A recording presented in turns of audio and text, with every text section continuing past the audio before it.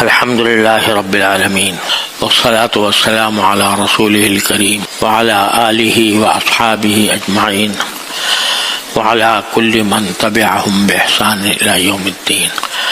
أما بعد، فأعوذ بالله من الشيطان الرجيم. بسم الله الرحمن الرحيم.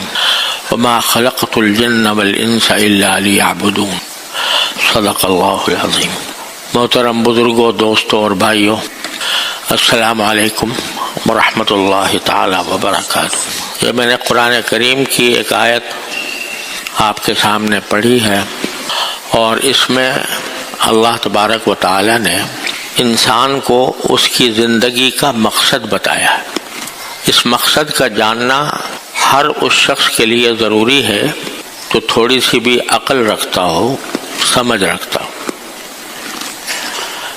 اس لیے کہ ہم صدیوں سے یہ بات دیکھتے چلے آ رہے ہیں کہ انسان ماں کے پیٹ سے پیدا ہوتا ہے، بچپن کی زندگی گزارتا ہے، جوان ہوتا ہے، بعض اوقات بوڑھا ہو جاتا ہے، لیکن آخر کار اس کو اس دنیا سے جانا ہوتا ہے. اس میں کسی کا اختلاف نہیں، یہاں تک کہ جو لوگ معاذ اللہ خدا کے وجود سے بھی انکار کرتے ہیں، وہ بھی موت سے انکار نہیں کر سکتے. پیدائش ہوتی ہے، پیدائش ہونے کے بعد انسان بعض اوقات تو بچپن ہی میں چل بستا ہے، اور بعض اوقات بڑا ہوتا ہے، بڑے ہو کر دنیا سے چلا جاتا ہے. اس حقیقت پر اگر غور کیا جائے تو یہ سمجھنے میں دیر نہیں لگے گی کہ یہ زندگی جو ہے یہ ایک سفر ہے، اور اس سفر کی آخری منزل قبر ہے. تو جب بھی کوئی شخص کسی سفر پر روانہ ہوتا ہے، کسی بھی کام کے لیے سفر کر رہا ہو، تو اس کے سامنے کوئی مقصد ہونا چاہیے کہ میں کیوں جا رہا ہوں. اگر آپ یہاں سے لاہور کا سفر کریں تو کوئی دل میں مقصد ہوگا کہ بھئی کیوں جا رہا ہوں لاہور. کوئی تجارت کرنا مقصد ہوگا، کسی عزیز رشتہ دار سے ملنا مقصد ہوگا، کسی دوست سے ملاقات مقصد ہوگا، اور ہو سکتا ہے کہ ساروں سیاحت ہی مقصود ہو، لیکن مقصد کوئی دن میں ضرور ہوتا ہے. چھوٹے سے چھوٹے سفر میں بھی انسان کا کوئی مقصد ہوتا ہے. اس سفر سے کوئی بھی انسان ایسا نہیں ہے جو کسی مقصد کے بغیر ایسے ہی روانہ ہو جائے اور پتہ نہ ہو کہ میں کیوں جا رہا ہوں اور میری منزل جو ہے وہ کیا ہے اور کس مقصد کے لیے میں اس منزل تک پہنچنا چاہتا ہوں. کوئی بھی شخص جس کے اندر ذرہ برابر بھی عقل ہو، وہ بغیر مقصد کے سفر پر روانہ نہیں ہوتا. لیکن انسان کا یہ سفر چونکہ ذرا لمبا ہوتا ہے، یعنی بعض اوقات ہو سکتا ہے 60 سال کا ہو، 65 کا ہو، 70 کا ہو، 80 کا ہو، تو وہ آدمی ساری زندگی گزارتا رہتا ہے اور یہ ذہن میں نہیں ہوتا کہ میں کیوں زندہ ہوں اور میں کیوں دن رات گزار رہا ہوں، جبکہ آخر مجھے جانا ہے یہاں سے. تو کوئی آدمی، اکثر و بیشتر ہم لوگ جب پیدا ہونے کے بعد یہاں کی رنگینیاں دیکھتے ہیں، یہاں کے ضروریات دیکھتے ہیں، یہاں کے مزے دیکھتے ہیں، تو یہ بھول جاتے ہیں کہ ہم کیوں پیدا ہوئے تھے، اور یہ سفر ہمارا یقیناً ختم ہونے والا ہے کسی نہ کسی وقت. تو یہاں آنے کا مقصد کیا تھا؟ اب اس آنے کا مقصد ایک صورت تو یہ ہے کہ آپ خود طے کر لیں کہ بھئی تم خود طے کر لو کہ اس زندگی کا مقصد کیا ہے. لیکن خود اس لیے طے نہیں کر سکتے کہ تم اپنے اختیار سے تو نہیں آئے تھے. یعنی جب جب دنیا میں پیدا ہوئے تھے تو کیا پیدائش سے پہلے تم نے یہ ارادہ کیا تھا کہ میں پیدا ہوں اور پیدا ہو کر بچہ بنوں، پھر جوان بنوں، پھر بوڑھا بنوں، پھر مروں؟ یہاں پیدا ہونے سے پہلے تو کوئی آپ کے مقصد تصور کرنے کا سوال ہی پیدا نہیں ہوتا۔ پیدا ہونے کے بعد اگر آپ کوئی خود اپنی طرف سے کوئی مقصد طے کریں تو ایسا ہے جیسے بے ارادہ چل پڑے، اور جب ہوش آیا تو اس وقت کوئی بات طے کر لی، حالانکہ مقصد تو کسی بھی فعل کا اس وقت کیا جاتا ہے جب ابھی وہ فعل کا آغاز ہو رہا ہو، اس سے بھی پہلے۔ اس لیے انسان کا تو کام ہے نہیں کہ وہ اپنے زندگی کے اس سفر کا مقصد طے کرے، کیونکہ زندہ ہونا اور دنیا میں آنا انسان کے اختیار میں سے نہیں ہوا، یہ کسی پیدا کرنے والے نے اس کو پیدا کیا ہے۔ تو اب وہ پیدا کرنے والا ہی صحیح بتا سکتا ہے کہ میں نے کیوں پیدا کیا، لہذا اس کے سوا کوئی چارہ نہیں ہے کہ بندہ یہ پہلے اللہ تعالیٰ سے پوچھے کہ یا اللہ آپ نے مجھے اس دنیا میں بھیجا، اتنا لمبا سفر میں طے کروں گا، بچپن بھی گزاروں گا، جوانی بھی گزاروں گا، بڑھاپے بھی گزاروں گا، تو میرے اس دنیا میں آنے کا مقصد کیا ہے؟ تو قرآن کریم نے اس ایک آیت میں وہ مقصد بتا دیا۔ اللہ تبارک و تعالی جس کے بارے میں ہر مذہب کا انسان یہ مانتا ہے کہ پیدا کرنے والا وہ ہے، چاہے وہ مسلمان ہو، عیسائی ہو، یہودی ہو، ہندو ہو، اس سے کوئی انکار نہیں کر سکتا کہ انسان کو پیدا کرنے والا اللہ ہے۔ تو اللہ تبارک و تعالی بندے کو بتا رہے ہیں کہ میں نے تم کو کیوں پیدا کیا، دنیا میں کیوں بھیجا۔ وہ اس آیت کریمہ میں اللہ تعالی نے بتایا، اس کا ترجمہ یہ ہے کہ میں نے انسانوں کو اور جنات کو، کیونکہ جنات بھی اللہ تعالی کی پیدا کیے ہوئے ہیں، ان کا الگ جہان ہے، تو جنات کو اور انسانوں کو میں نے صرف ایک کام کے لیے پیدا کیا، ان کی زندگی کا مقصد صرف ایک ہے، اور وہ کیا ہے کہ وہ میری عبادت کریں۔ وَمَا خَلَقْتُ الْجِنَّ وَالْإِنسَ إِلَّا لِيَعْبُدُونَ، میں نے جنات اور انسانوں کو نہیں پیدا کیا مگر اس کام کے لیے کہ وہ میری عبادت کریں، اس کے لیے پیدا کیا۔ اور آگے اللہ تعالیٰ نے یہ بھی فرما دیا وَمَا أُرِيدُ مِنْهُم مِّن رِزْقٍ وَمَا أُرِيدُ أَن يُطْعِمُونَ، میں نے ان کو اس لیے تو نہیں پیدا کیا کہ وہ میرے واسطے رزق کما کے لائیں اور مجھے کھلائیں، کیونکہ ان اللہ هو الرزاق ذو القوۃ المتین، رزق دینے والا تو صرف اللہ ہی ہے۔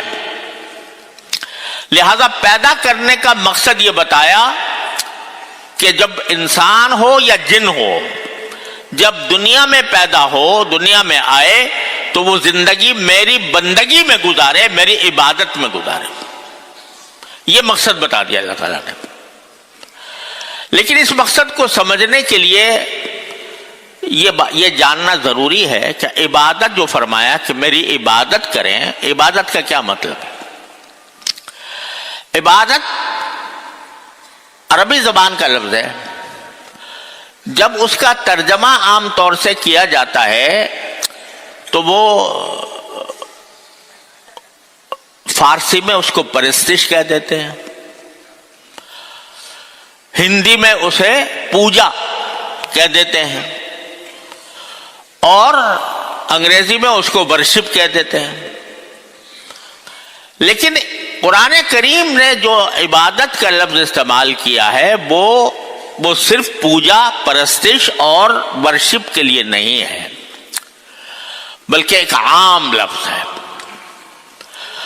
عام لفظ ہونے کے معنی یہ ہے کہ اس میں بے شک پوجا کا مفہوم بھی داخل ہے، لیکن اس کا عام مفہوم ہے اطاعت،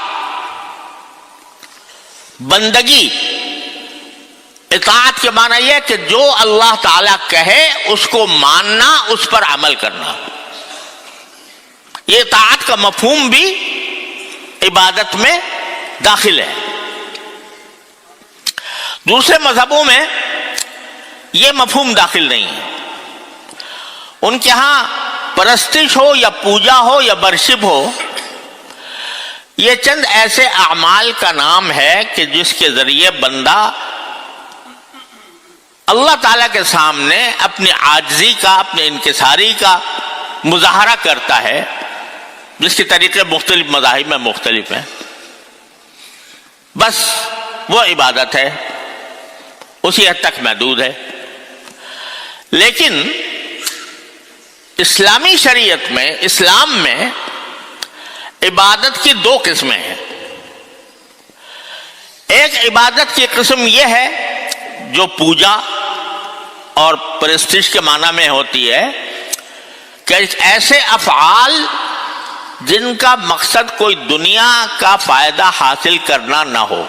دنیا کا کوئی فائدہ حاصل کرنا مقصود نہیں ہے، صرف اللہ تعالیٰ کے آگے سر جھکانا اور اس کے سامنے اپنی پستی کا، اپنی عاجزی کا اعتراف کرنا اور اس سے اپنی بھلائی مانگنا، بس یہ مقصد ہے. دنیا کا کوئی اور فائدہ اس سے حاصل کرنا مقصود نہیں. جیسے نماز ہے، نماز کا مقصود کیا ہے؟ نماز کا مقصود ہے اللہ تعالیٰ کے سامنے کھڑے ہو کر اس بات کا اعتراف کرنا کہ میں بندہ ہوں، آپ میرے خالق ہیں، آپ میرے مالک ہیں، میں آپ کے آگے سر جھکاتا ہوں، میں آپ کے آگے سجدہ کرتا ہوں. یہ مقصد ہے نماز کا. لیکن اگرچہ اللہ تعالیٰ نے جو ہمارے لیے عبادت کے، خالص عبادت کے طریقے مقرر فرمائے ہیں، اس سے کچھ دنیوی فائدے بھی بعض اوقات حاصل ہو جاتے ہیں. مثلا نماز آدمی پڑھے گا پابندی سے 5 وقت جا کر مسجد میں، تو اس کا چلنا بھی ہوگا، اس کی واک بھی ہوگی. وہ آ کر نماز میں جب رکوع میں جائے گا، سجدے میں جائے گا، تو اس تمام کام سے اس کی ورزش بھی ہوگی. یہ فائدہ بے شک ہے لیکن ضمنی ہے، مقصود نہیں. لہذا اگر کوئی شخص نماز ورزش کی نیت سے پڑھے کہ ورزش ہوگی، اس نیت سے پڑھے، وہ نماز ہی نہیں ہے. نماز کا اصل مقصود صرف اللہ تبارک بتعالیٰ کے حضور حاضر ہو کر سر جھکانا اور ابسر تسلیم خم کرنا، اپنی عاجزی اور انکساری کا باری تعالیٰ کے سامنے اظہار کرنا، اس کے سوا کوئی اور مقصد نہیں. لیکن ضمنی طور پر فائدہ اللہ تعالیٰ عطا فرما دیتے ہیں کچھ اور بھی. لہذا اگر کوئی شخص نماز صرف ورزش کرنے کے لیے پڑھے تو وہ نماز ہی نہیں ہوگی. روزہ ہے، کیوں ہے روزہ؟ اس لیے کہ اللہ تبارک بتعالیٰ کے حکم کی اتباع میں اپنے آپ کو بھوکا رکھوں گا، پیاسا رکھوں گا.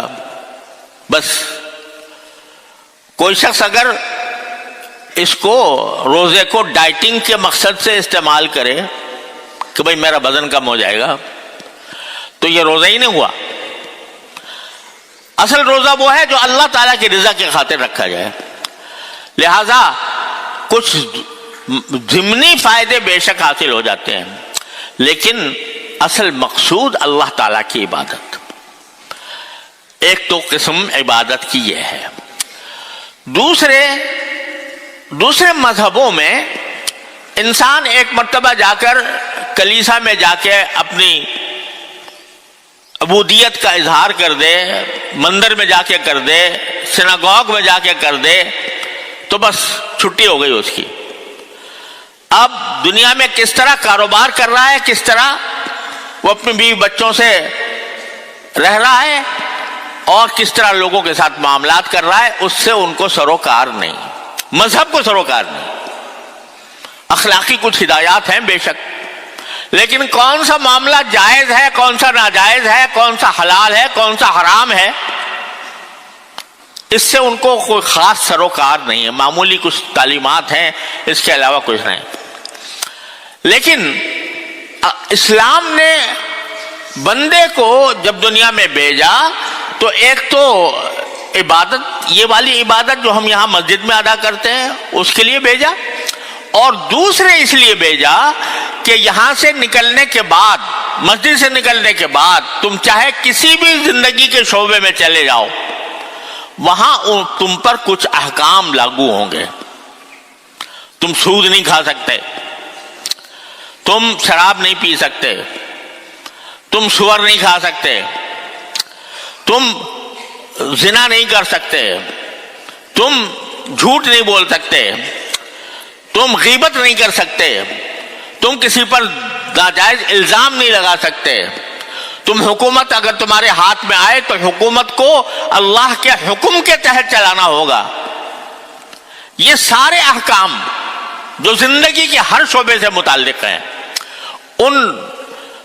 ان تمام شعبوں میں اللہ تبارک و تعالیٰ کے حکم کی اطاعت کے معنی تابع داری، کہ ہر لمحے پر آدمی جو کام کر رہا ہو یہ بات اس کو معلوم بھی ہونی چاہیے اور اس پر عمل بھی ہونا چاہیے کہ میرا کوئی کام اللہ کے حکم کے خلاف نہ ہو۔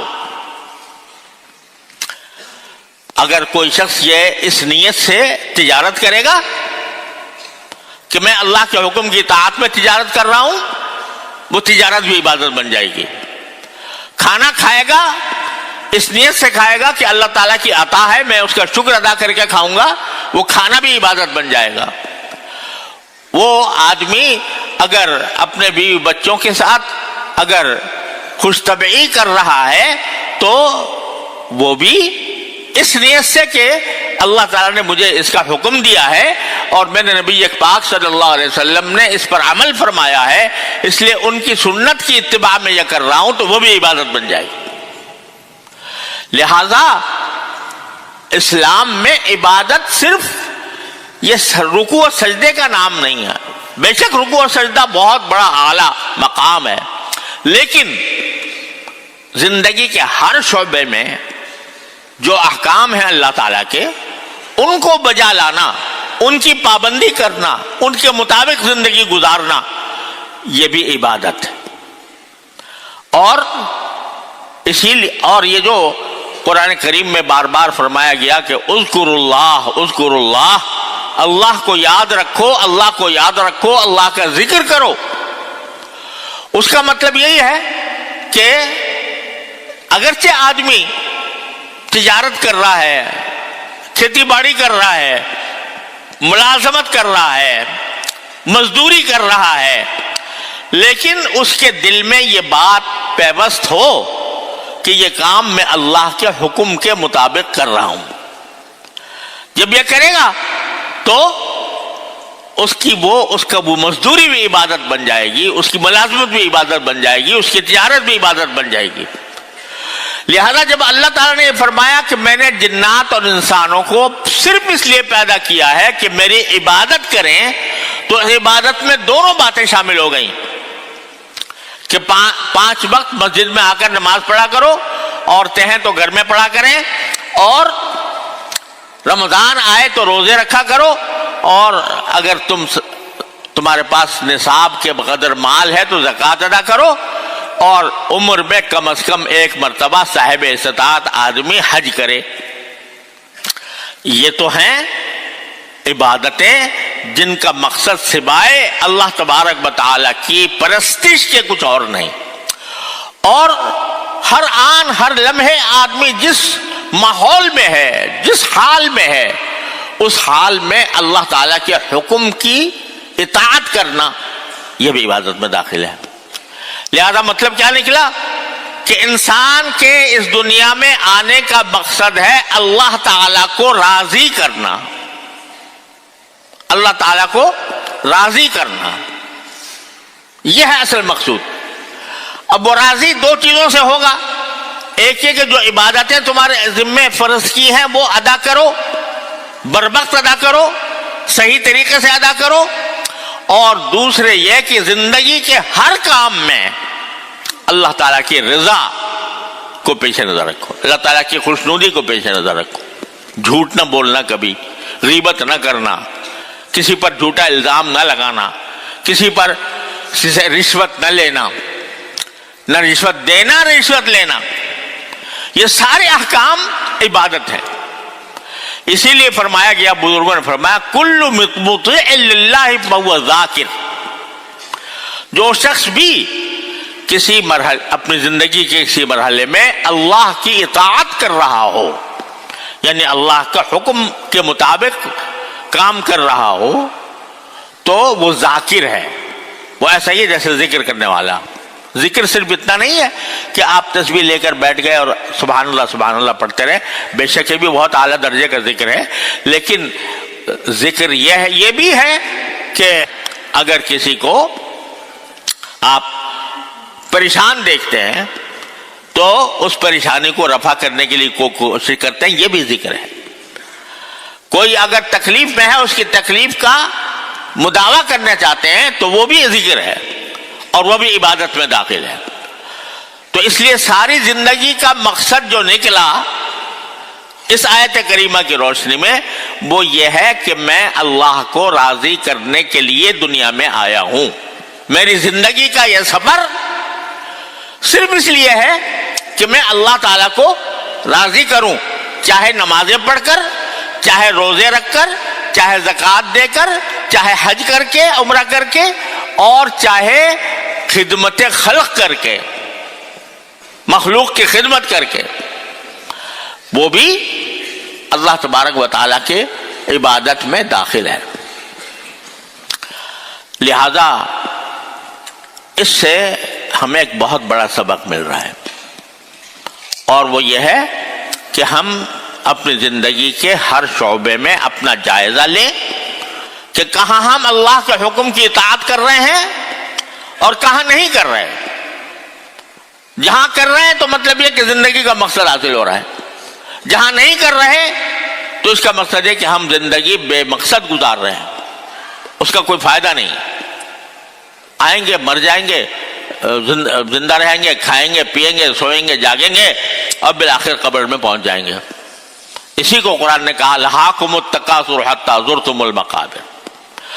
لہذا یہ ہے اصل مقصود. اب اس اصل مقصود کو بعض اوقات انسان جو ہے وہ اپنے جب دنیاوی مشاغل میں گھرتا ہے تو اسی میں دن رات غلطاں پیچاں رہتا ہے، اسی کا سوچ دماغ پر طاری رہتی ہے، تو اپنا اصل مقصد بھول جاتا ہے. تو اللہ تبارک و تعالیٰ نے اپنے فضل و کرم سے ایسا انتظام فرمایا ہے کہ کچھ تھوڑے تھوڑے وقفوں سے کچھ ایسے دن، ایسی راتیں تجویز فرما دی ہیں کہ ارے بھائی کہاں بھاگے جا رہے ہو، واپس آ جاؤ، لوٹ آؤ میری عبادت کی طرف. اسی کے لیے رمضان المبارک کا ایک بڑا مہینہ اللہ تعالیٰ نے رکھا ہے، وہ انشاءاللہ آنے والا ہے، اور اس کے لیے تیاری کرنے کی ضرورت ہے. اس لیے تیاری کرنے کی تاکہ ہم اپنے زندگی کے اصل مقصد کی طرف واپس آ جائیں. تیاری کیا کریں؟